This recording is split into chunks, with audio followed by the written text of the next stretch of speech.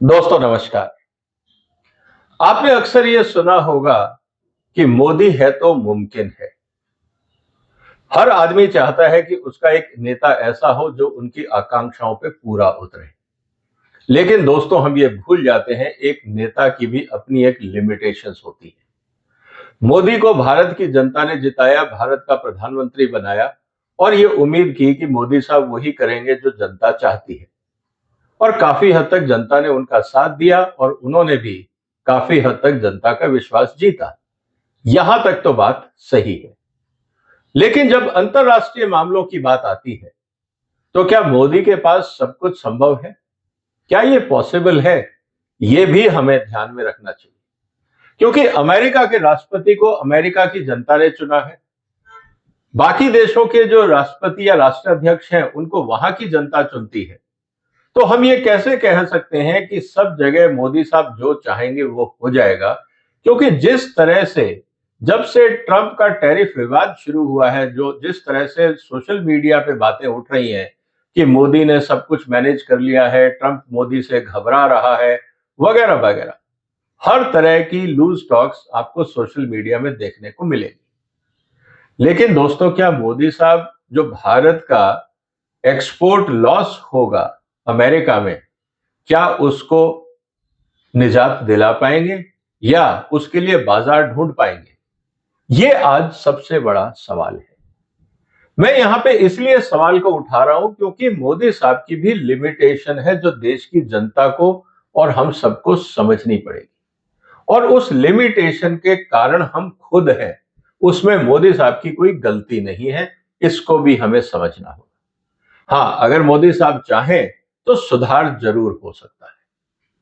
लेकिन वो मुद्दे क्या हैं, पहले हम उसकी चर्चा कर लेते हैं। इसीलिए दोस्तों इस वीडियो को अंत तक देखिएगा। जो चर्चा मैं आज आपसे करने वाला हूं वो तथ्यों के ऊपर आधारित है, जैसा मैं हमेशा करता हूं। और मैं मोदी साहब से यही निवेदन करूंगा कि जब ये सच्चाई हम सबको पता है तो इसका निवारण भी करिए, ताकि जो भारत का एक्सपोर्ट लॉस हो रहा है हम उसको बचा सकें। तो दोस्तों इस वीडियो को शेयर करिएगा, चैनल को सपोर्ट करिएगा और सब्सक्राइब करिएगा, क्योंकि मुद्दा देश की आर्थिक स्थिति, रोजगार, किसानों की आमदनी, हम सबकी रोजी रोटी से भी संबंधित है।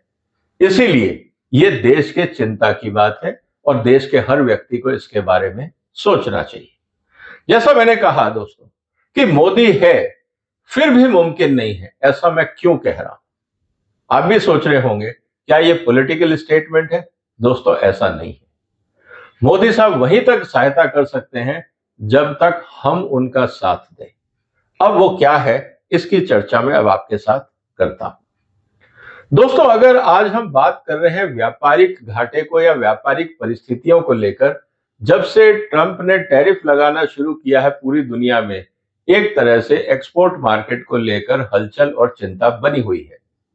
अगर हम देखें वर्ल्ड मार्केट करीब $32 ट्रिलियन का है और इसमें करीब $27 ट्रिलियन मार्केट तो है जो गुड्स का है। और $32 ट्रिलियन के मार्केट में भारत का जो एक्सपोर्ट शेयर है वो करीब 780 बिलियन के आसपास है। मतलब दुनिया में हम 2% से भी कम है। अगर मैं पिछले साल का देखूं तो हम उतने ही आंकड़े पे थे, हमने कोई बहुत ज्यादा तरक्की नहीं करी। वर्ल्ड मार्केट बढ़ गया, हमारा परसेंटेज शेयर घट गया। इसका मतलब यह है कि क्या यह मोदी की गलती है? ऐसा नहीं है, क्योंकि 1950 से लेकर जब से भारत का अपना संविधान लगा है तब से लेकर हमारा वर्ल्ड मार्केट में शेयर 2% से ऊपर नहीं गया है। यह बात अलग है कि हर पॉलिटिशियन, हर प्राइम मिनिस्टर, हर मंत्री ये क्लेम करता है हमने बहुत अच्छा काम किया है। भाई अपनी शाबाशी के लिए तो कोई कुछ भी बोल सकता है, आंकड़े क्या बोल रहे हैं हमें उस पर ध्यान देना।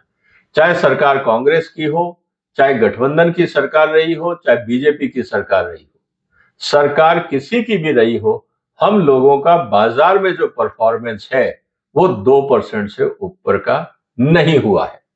ये वास्तव में चिंता की बात है। अब आप ये कहेंगे कि ये ऐसा क्यों हो रहा है? उसके कारण जो है वो भी मैं आपके सामने अब रखने वाला। सबसे इंपॉर्टेंट चीज क्या है जो हमें समझनी है कि जो वर्ल्ड ट्रेड है ये बहुत बड़ा ट्रेड है। जैसा मैंने आपको पहले भी बताया कि ये करीब $32 ट्रिलियन का ट्रेड है और हम बात कर रहे हैं इस बहुत बड़े ट्रेड में सिर्फ छोटे से हिस्से की, और इंडिया का हिस्सा है करीब 1.25% के आसपास। क्या ये भारत को शोभा देता है? और अगर नहीं देता है तो क्या हमें ये जानना नहीं चाहिए कि इसके कारण क्या है? कौन जिम्मेवार है इस बैड परफॉर्मेंस का या अंडर परफॉर्मेंस का? इसके साथ ही हमने बहुत सारे सुधार किए हैं, लेकिन कुल मिला के स्थिति यह है कि हमने जितने भी सुधार किए उसका असर हमें अपने एक्सपोर्ट शेयर में नहीं दिखा। इसका मतलब यह है कि दुनिया के बाकी देश हमसे ज्यादा और तेजी से सुधार कर रहे हैं। हम आइसोलेटेड में देखेंगे तो हमको लगेगा हमने बहुत कुछ कर लिया, लेकिन दोस्तों हकीकत यह है कि बाकी देशों ने भी बहुत कुछ किया है, शायद हमसे अच्छा किया है, हमसे ज्यादा किया है। इसीलिए वो अपना मार्केट शेयर खो नहीं सकते और हम उनका मार्केट शेयर ले नहीं पा रहे। ये बात भी हमें समझनी होगी। अब इसके लिए कारण क्या है, मैं आपके सामने कुछ उदाहरण रखता हूं कि क्यों हम दुनिया में प्रिफर्ड बायर या प्रिफर्ड सेलर नहीं बन पा रहे हैं, क्यों दुनिया हमारे पे भरोसा नहीं कर पा रही है और मोदी साहब इसमें क्या करें, यह समझना भी जरूरी है। मुझे तो कभी कभी लगता है कि मोदी साहब एकदम हेल्पलेस हैं। वो भी मजबूर है कि मैं क्या करूं जब मेरे देश के लोग ही अच्छा माल नहीं बना रहे, मैं कहां जाके किस देश से क्या नेगोशिएट करूं। उदाहरण मैं आपके सामने दे रहा हूं दोस्तों, 2024 का उदाहरण ले लीजिए। हांगकांग सिंगापुर के अंदर जो हम मसाले भेजते हैं वो इसलिए रिजेक्ट हो गए क्योंकि हमारे यहाँ पे जो कंटेमिनेशन है, इथिलीन ऑक्साइड और साल्मोनेला, ये हमारे मसालों में पाया गया। तो जब हम क्वालिटी नहीं दे रहे, फूड सेफ्टी की गारंटी नहीं दे रहे, तो हमसे कोई क्यों खरीदेगा। चिली पाउडर की जहां तक बात है, उसमें भी अफ्लाटॉक्सिन पाया गया। बासमती की बात है, उसमें पेस्टिसाइड रेजिड्यू पाए गए। अब सवाल दोस्तों इस बात का है कि जब हमारे प्रोडक्ट्स के अंदर कंटेमिनेशन था, दुनिया ने तो दिखा दिया सर्टिफिकेट एनालिसिस करके, हमारी लेबोरेटरीज ये गलतियां क्यों नहीं पकड़ पाई, भारत का डिफेक्टिव प्रोडक्ट भारत से बाहर क्यों चला गया, इसकी जवाबदेही कौन लेगा। जो भारत सरकार के मंत्रालय हैं या जो भारत सरकार ने लेबोरेटरीज स्थापित की हैं या रिकॉग्नाइज करी हैं, क्या वो डुप्लीकेट सर्टिफिकेट दे रही है, क्या वो फर्जी सर्टिफिकेट दे रही है, कि प्रॉब्लम थी लेकिन उनको समझ ही नहीं आई, उनको डिटेक्ट ही नहीं हुई। तो पहला सवाल मोदी जी आपसे यही है कि कम से कम जो ये डिफेक्ट होते हैं इन्वेस्टिगेट तो करवाइए कि ये कौन सी लेबोरेटरीज थी, ये कौन लोग थे जिन्होंने फर्जी सर्टिफिकेट दिया, भारत का माल विदेश में जाके रिजेक्ट हुआ और भारत का नाम खराब हुआ। हम एक्सपोर्ट बढ़ाने की बात करते हैं, आज ये चीज जो है इंटरनेट पे अवेलेबल है, दुनिया का हर देश देख रहा है कि भारत के माल में प्रॉब्लम है, वो अपने यहाँ पे इंस्पेक्शन बढ़ा देते हैं, हमारी सैंपलिंग बढ़ जाती है, कॉस्ट बढ़ जाती है, पोर्ट्स और एयरपोर्ट्स पे डिटेंशन बढ़ जाता है, हमारे व्यापारियों को नुकसान होता है। तो क्या ये जानना जरूरी नहीं है कि ये कौन सी कंपनियां हैं और कौन सी लेबोरेटरीज हैं जो हमारे देश में गलत माल बनाती हैं और फर्जी सर्टिफिकेट बांटती हैं। इसके अलावा बात आती है मैंगो एक्सपोर्ट्स की। क्या अपीडा को यह बताना नहीं चाहिए कि जो प्लांट क्वारंटाइन सर्टिफिकेट है वो गलत क्यों भरा जाता है? क्या हम पहली बार भर रहे हैं जिसके कारण रिजेक्शन हो रहा है? कौन अधिकारी थे जिनके कारण हमारे कंसाइनमेंट्स रिजेक्ट हुए और नुकसान हुआ? अब कहने को मतलब यह है कि क्लरिकल एरर था जी, एरर तो था, नुकसान तो देश का हुआ, नाम तो देश का खराब हुआ। अब जिस व्यक्ति ने ये क्लरिकल एरर करी और उसके ऊपर जो उसका बॉस था, ये सब तनख्वाहें ले रहे थे, इन्होंने इनके ऊपर क्या कार्रवाई हुई? टैक्स पेयर के पैसे से लेकर देश का नाम और देश की संपत्ति का नुकसान कराया गया, क्या इन पे कार्रवाई नहीं होनी चाहिए? दोस्तों आपको क्या लगता है? जो भी आपके विचार हो कमेंट बॉक्स में साथ साथ लिखते जाइए। इसी तरह से हमने यूरोपियन यूनियन में भिंडी भेजी, ओकरा करी लीव्स भेजी और वहां पे बैन फेस करना पड़ा दोबारा। फाइटोसैनिटरी सर्टिफिकेट नहीं था या पेस्टिसाइड रेजिड्यू की मात्रा ज्यादा थी। अब ये कैसे हो रहा है? अगर हमारे पास, हम कहते हैं हमारी लैब्स इक्विप्ड हैं, हमारे पास साइंटिस्ट हैं, हम बकायदा इंटरव्यू करते हैं, एग्जाम करते हैं, कॉम्पिटेंट लोग हैं, पढ़े लिखे लोग हैं, आई एम श्योर मास्टर्स और पीएचडी के लोग होंगे, अनपढ़ तो होंगे नहीं, क्या उनको ये सब डिटेक्ट करना और कागज भरने नहीं आते? मोदी जी इसमें क्या करेंगे? अगर हम ही अपने पैरों पे कुल्हाड़ी मार लें तो मोदी जी क्या करेंगे? अब आप बात करते हैं फार्मास्यूटिकल कंटेमिनेटेड मेडिसिन। जैसा हमने देखा कि एफएओ ने कहा, ये डब्ल्यूएचओ ने कहा कि जो कफ सिरप भेजे गए थे उससे बच्चे मरे, पूरी दुनिया में इसको लेके हंगामा हुआ। इसी तरह से सबसे इंटरेस्टिंग चीज क्या है कि जो भारत सरकार का ड्रग्स कंट्रोल डिपार्टमेंट है, उन्होंने कहा 36% जो इंस्पेक्टेड फार्मा यूनिट्स हैं उनको इसलिए बंद करना पड़ा क्योंकि वहां पे कंटेमिनेशन था, पुअर टेस्टिंग थी, लैक ऑफ हाइजीन था। ये फार्मा का हाल है। फूड कंपनी एफएसएसएआई ने कोई ऐसा आंकड़ा जारी किया है आज तक दोस्तों? आपने कभी देखा है एफएसएसएआई का ये आंकड़ा? उनके हिसाब से तो जिसको उन्होंने लाइसेंस दे दिया वो सब वर्ल्ड क्लास कंपनियां हैं, और हमें भी पता है और आपको भी पता है कि रिश्वत देके एफएसएसएआई के सर्टिफिकेट मिल जाते हैं। आप किसी भी रेस्टोरेंट वाले से पूछ लो, फूड फैक्ट्री वाले से पूछ लो, क्या आज तक बगैर रिश्वत दिए उसका काम हुआ है?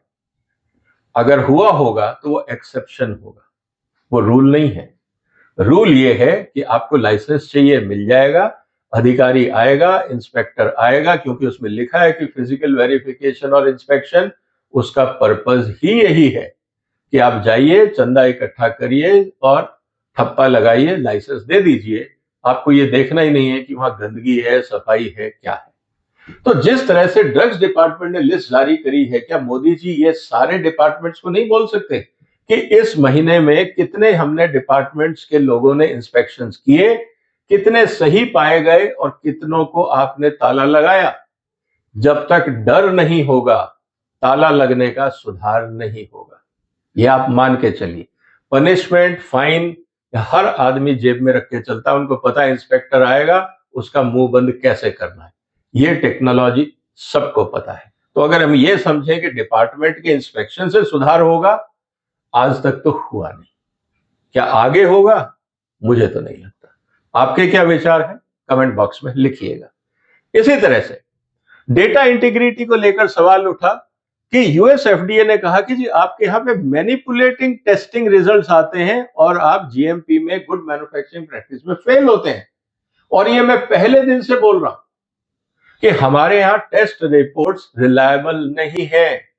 मैं देश की बुराई नहीं कर रहा हूं, लेकिन हम बाकी दुनिया में एक्सपोर्ट क्यों नहीं बढ़ा पा रहे हैं? जब तक हम अपने अंदर जो बीमारी है, जो कैंसर है बेईमानी का, उसको हम नहीं हटाएंगे तो हम आगे कैसे बढ़ेंगे दोस्तों? ये क्रिटिकल एनालिसिस जरूरी है।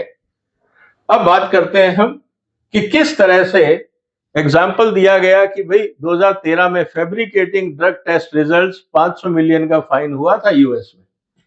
तो कहने का मतलब है, आप यूएस की जो ओएसिस की इंपोर्ट अलर्ट रिपोर्ट है, आप उसमें जाके देखिए, सबसे ज्यादा अलर्ट अगर किसी देश के खिलाफ इशू होते हैं तो भारत उसमें नंबर 1 या नंबर 2 पे होता है। ये अमेरिका की बात कर रहा हूं, और यही हाल यूरोप का भी है, और ये सब इंटरनेट पे है। मैं आपसे ये नहीं कह रहा कि मैं कोई गड़े मुर्दे निकाल रहा हूं, मैं आपके सामने इसलिए रख रहा हूं कि अगर हम ये कह रहे हैं कि सरकार क्या कर रही है, पहले हमें यह देखना चाहिए कि हमारी इंडस्ट्री क्या कर रही है, क्योंकि ये सारे प्रोडक्ट्स मोदी साहब तो बना नहीं रहे। हाँ, ये बात जरूर है कि जितने डिपार्टमेंट पीएम के अंडर है, पूरी सरकार जो चला रहे हैं, उसमें करप्शन बहुत है, इससे हम डिनाई नहीं कर सकते। नहीं तो ये फर्जी सर्टिफिकेट बाजार में नहीं मिलते। टेक्सटाइल की जहां तक बात है, हमारे गारमेंट्स रिजेक्ट हुए यूरोप में और अमेरिका में फॉर्मेल्डिहाइड, क्योंकि हम बात करते हैं रिंकल फ्री प्रोसेसिंग को लेकर, फॉर्मेल्डिहाइड की मात्रा जरूरत से ज्यादा थी। एजोडाइज जो बैन है, हम उनका इस्तेमाल कर रहे हैं क्योंकि हमें लगता है सस्ता माल है, यूज कर लो। Stitching and colour fastener failure, हम जो कलर करते हैं, डाई करते हैं, वो टेस्ट में फेल हो जाती है, तो माल रिजेक्ट हो जाता है। अब सवाल इस बात का है कि क्या ये टेस्टिंग एक्सपोर्ट होने से पहले भारत में नहीं हो सकती? हमें जरूरी है कि दुनिया में जाके माल रिजेक्ट करा के देश का नाम खराब करवाया जाए? फजीयत हो हमारे एक्सपोर्ट इसीलिए नहीं बढ़ रहे, ये भी हमें एक्सेप्ट करना होगा। अब रही बात कि जो केमिकल टेस्ट हुए फैब्रिक में, बहुत सारे यूरोपियन रिटेलर्स ने इसलिए कैंसिल कर दिए क्योंकि हमारे केमिकल टेस्ट जो थे वो फेल होते जा रहे थे। क्योंकि दोस्तों हमें आदत है ना चवन्नी बचाने की, we are penny wise pound foolish. हम कॉर्नर कटिंग करके कमाई करना चाहते हैं, ना कि अच्छी क्वालिटी देकर। ये हमारी मानसिकता बन चुकी है। अब मोदी जी इसमें क्या करेंगे? मोदी जी तो बार बार बोलते हैं जीरो इफेक्ट जीरो डिफेक्ट, सुन कौन रहा है उनको? ना उनके मंत्रालय सुनते हैं, ना उनके इंस्पेक्टर सुनते हैं, तो इंडस्ट्री क्यों सुने जब उनकी अपनी सरकार सुनने को तैयार नहीं? अगर उनकी सरकार सुन रही होती तो ये डिफेक्टिव प्रोडक्ट को एक्सपोर्ट परमिट मिलता ही नहीं। ये बात भी हमें समझनी चाहिए। मेराइन प्रोडक्ट की जहां तक हम बात कर रहे हैं, एंटीबायोटिक रेजिड्यूज एक प्रॉब्लम रहा है और 500 से ज्यादा रैपिड अलर्ट इश्यू हुए हैं 2022 में। अब आप समझिए 365 दिन होते हैं, 365 दिन में 500 अलर्ट हम इश्यू करवा चुके, मतलब डेली हमारे कंसाइनमेंट रिजेक्ट हो रहे हैं, डेली। और फिर हम बोल रहे हैं कि हमारा एक्सपोर्ट नहीं बढ़ता, दुनिया हमसे क्यों नहीं खरीदती, we will become a supplier of the world, China plus one करके हम बहुत कुछ बातें कर रहे हैं। लेकिन क्या हमारे यहाँ वर्क कल्चर है, सिस्टम्स हैं? इसको भी समझना होगा। और बहुत सारे इंपोर्टर्स को, एक्सपोर्टर्स को, इंडियन एक्सपोर्टर्स को यूएस एफडीए ने इंपोर्ट अलर्ट पे रखा हुआ है। प्रोसेस फूड की अगर हम बात करते हैं तो उसमें फिल्थ निकलता है, मतलब insect parts, rodent hair, improper labelling. अब अपीडा और बाकी जो डिपार्टमेंट है क्या ये बताने का प्रयास करेंगे कि ये डब्बा जब सील बंद था, भारत के पोर्ट से गया अमेरिका में, भारत में तो कुछ डिटेक्ट नहीं हुआ, तभी तो आपने एक्सपोर्ट की परमिशन दे दी। एक्सपोर्ट इंस्पेक्शन एजेंसी इसका जवाब दे। लेकिन जब ये माल विदेश में पहुंचता है तो पूरी गंदगी सामने आ जाती है। इसका मतलब क्या है? हमारे यहाँ पे जो टेस्टिंग और इंस्पेक्शन है वो डिफेक्टिव है दोस्तों। और ये तो हाल है एक्सपोर्ट का, जहां इतने चेक्स एंड बैलेंसेस हैं। खतरा इस बात का है दोस्तों कि आप और हम क्या खा रहे हैं, कभी आपने जानने का प्रयास किया? आज क्या आपको लगता है एज ए कंज्यूमर कि भारत के फूड इंडस्ट्री, फार्मास्यूटिकल इंडस्ट्री को हम ब्लाइंडली फेथ कर सकते हैं कि हम बीमार नहीं पड़ेंगे या हमारा नुकसान नहीं होगा? क्या इतना भरोसा भारत के कंज्यूमर को है? मुझे तो नहीं है। आपके जो भी विचार हो, आपका जो भी कॉन्फिडेंस हो, आप कमेंट बॉक्स में लिख सकते हैं। पैकेजिंग एंड हैंडलिंग लॉजिस्टिक्स, लकड़ी को लेकर क्वारंटाइन बहुत इश्यूज हैं, फ्यूमिगेशन की जरूरत है। लेकिन फिर वही बात कि अब पैकिंग मटेरियल का फ्यूमिगेशन कौन कराए? Cost cutting. हम प्रॉपर फ्यूमिगेशन करते नहीं, और जब वहां पे टेस्टिंग होती है, क्योंकि फ्यूमिगेशन में वुड बहुत सारा जो केमिकल है वो एब्जॉर्ब करती है, जब आप उसको डिटेक्ट करते हैं तो पता लगता है ये तो लकड़ी जो आई है, जिसके नीचे क्रेट्स बने हैं या पैलेट्स बने हैं, वो तो फ्यूमिगेटेड या ट्रीटेड नहीं है। इसका मतलब जो पैकिंग की लकड़ियां हैं उनसे भी बीमारी आपके देशों में आ सकती है। हमारे यहाँ इस तरह का कोई टेस्टिंग नहीं होता है। हमारे यहाँ तो आप पैसे दीजिए, सब कुछ क्लियर हो जाता है। आप जाके पोर्ट्स पे देख लीजिए, बुरा लगेगा, सच्चाई है। लेकिन जरा लिस्ट बनवा दीजिए, हर पोर्ट को बोलिए कि क्या क्या टेस्टिंग हुई। पोर्ट पे जो हेल्थ ऑफिसर्स होते हैं उनको बताइए दिन भर में कितने सैंपल लिए और क्या क्या टेस्टिंग करी, जरा उसको इंटरनेट पे डाल दें और डेली बेसिस सारी पोल खुल के आ जाएगी सामने। तो लेकिन बाकी दुनिया तो अपने कंट्री का ध्यान रखेगी, उनको तो नई बीमारियां नहीं चाहिए, तो दोस्तों वो तो अपने यहाँ पे प्रॉपर टेस्टिंग करेंगी। और फिर cold chain failure, again cost cutting. Transit में टेम्परेचर कंट्रोल, ड्यूरिंग ट्रांजिट आपने गाड़ी में एसी लगाया है, एयर कंडीशनिंग चालू किया है, देखा कि अब बहुत ज्यादा देर हो गई, पेट्रोल ज्यादा लग रहा है, डीजल ज्यादा लग रहा है, आपने एसी ऑफ कर दिया। जब डेस्टिनेशन पे माल पहुंचने वाला है उससे थोड़ी देर पहले आपने उसको ऑन कर दिया। लेकिन अब दुनिया क्या कहती है? आपका जो डेटा लॉगर है उसका डायरेक्ट कनेक्शन हमको चाहिए। हम आपके डिपार्टमेंट के सर्टिफिकेट्स और आपके सर्टिफिकेट्स और थर्ड पार्टी सर्टिफिकेट्स पे हमें अब कोई भरोसा नहीं। इसीलिए भारत के कंसाइनमेंट्स रिजेक्ट होते हैं। फिर रही बात बॉर्डर इश्यूज को लेकर, ब्रॉडर जो इश्यूज हैं, हनी एक्सपोर्ट्स को देखें तो उसमें हमने चीनी का सिर्फ मिला दिया। भारत का हनी आप खाइए और दुनिया के बाकी देशों का हनी खाइए, आपको क्वालिटी में फर्क दिखेगा। मोदी जी ने हनी प्रमोशन पे बहुत काम किया कि भाई हमें मधुमक्खी पालन करना चाहिए, लेकिन मधुमक्खी का जो शहद है अगर वो 300 रुपए किलो है तो उसमें 30 रुपए की किलो की चीनी भी हम ही मिलाते हैं, क्योंकि हमें मुनाफा कमाना है। शुगर सिरप मिलाते हैं क्योंकि हनी भी मीठा है, चीनी भी मीठी है, क्या फर्क पड़ता है। लेकिन दुनिया में टेस्टिंग है जिससे ये सब पता लग जाता है। फिर हनी में एंटीबायोटिक रेजिड्यूज है, मक्खियां बीमार पड़ती हैं, हम उनका ध्यान नहीं रखते, एंटीबायोटिक छिड़कने को बचाने की कोशिश करते हैं, और ट्रेसेबिलिटी सिस्टम तो है ही नहीं, कहां से माल आया किधर गया। बहुत सारे लोग चाइनीज रिजेक्टेड हनी खरीदते हैं, भारत के हनी में मिक्स करते हैं और मेड इन इंडिया करके बेच देते हैं। दुनिया का रिजेक्टेड हनी खरीद के मेक इन इंडिया का लेबल लगा के बेचना, क्या ये देशभक्ति है? इसको भी समझना होगा मोदी जी, इसको भी कंट्रोल करना होगा। तो कहने का मतलब यह है कि चाय को लेकर हम काफी उत्साहित रहते हैं, उसमें पेस्टिसाइड रेजिड्यू, हेवी मेटल्स की प्रॉब्लम्स आ रही हैं, उसको लेके इश्यू उठ रहा है। तो दोस्तों बात बहुत सिंपल है, मैं इसलिए इस मुद्दे को आपके सामने रखना चाह रहा था कि हम अक्सर कहते हैं मोदी है तो मुमकिन है। अब जब हमारी इंडस्ट्री और हमारे एक्सपोर्टर्स इस तरह का काम करेंगे और गलत काम के ऊपर भारत सरकार के डिपार्टमेंट सही सर्टिफिकेट दे देंगे, हमारी लेबोरेटरीज डिफेक्टिव प्रोडक्ट को रिजेक्ट ना करके पास की सर्टिफिकेट दे देंगी, तो फिर तो यही होगा ना रिजेक्शन। फिर दुनिया हमारा माल क्यों खरीदेगी? यहां कहने को तो हम सब्सिडी ले लेंगे, एक्सपोर्ट सब्सिडी और भारत सरकार के सर्टिफिकेट और सब कुछ। हकीकत क्या है दोस्तों? इस दुनिया में इतना बड़ा बाजार है, करीब $32 ट्रिलियन का, हम 2% भी नहीं है, और पिछले 70 साल में वहीं के वहीं, 75 साल में। इससे क्या पता लगता है? 75 साल में हमने अपने घर को नहीं सुधारा। दुनिया और हमारे बीच में गैप उतना ही है। हम 1950 में भी 2% से कम थे, आज भी 2% से कम। इसका मतलब क्या है? बाजार बढ़ गया, सब कुछ हो गया, लेकिन हम नहीं सुधरे। दुनिया में अब नई टेक्निक्स आ रही हैं, नई टेक्नोलॉजीज आ रही हैं, उससे लोग हमारे पे और कड़ी निगाह रखेंगे। अगर हमारे इन हाउस क्वालिटी इंप्रूवमेंट नहीं हुआ तो जो अमेरिका से एक्सपोर्ट लॉस हुआ है दोस्तों, उसको कंपनसेट करना बहुत मुश्किल पड़ेगा। अब मोदी जी क्या करेंगे मुझे नहीं पता, लेकिन मोदी है तो मुमकिन है। अगर क्वालिटी प्रॉब्लम है तो यह संभव नहीं है। यही मुझे आपसे कहना था। आप इस वीडियो को शेयर करिए, सब्सक्राइब करिए, इस चैनल को सपोर्ट करिए। अपना ध्यान रखिएगा, फिर मुलाकात होगी। तब तक वंदे मातरम।